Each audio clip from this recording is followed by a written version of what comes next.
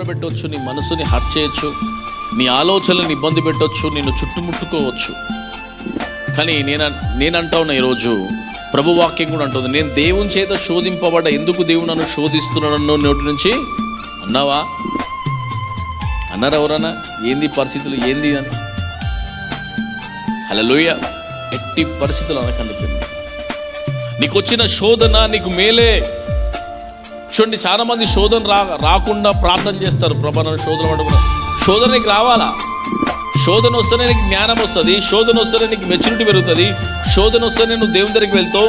శోధన వస్తేనే రోడ్డు మీద వెళ్తావు, కింద పడ్డాం, హల్లెలూయా, కాళ్ళు తలిగి కింద పడ్డావు. మళ్ళీ ఆ రోడ్లో వస్తావు, నువ్వు ఏం చేస్తావు? అక్కడ రాయి ఉంది, మళ్ళా పడితే ఏం చేద్దాం, పక్కకి వెళ్ళిపోతావు. అదే రాకపోతే జ్ఞానం కాదు.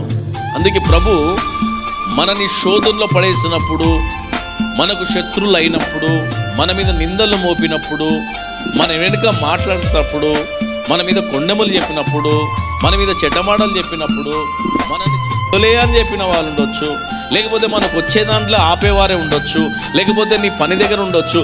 ఎవరున్నా అన్ని నీకు మంచే, అన్ని మంచే, ఏది చెడు లేదు. దానివల్ల హట్ అయిపోయి, దానివల్ల బాధపడి, దానికుండా తినకుండా ఉండి, దాని గురించి బాగా ఆలోచించుకుని, దాని మనసంతా పాడేసుకొని ఉంటుంది. ప్రభు నీకు ఏం నేర్పిస్తున్నాడు అంటే జ్ఞానాన్ని నేర్పిస్తున్నాడు.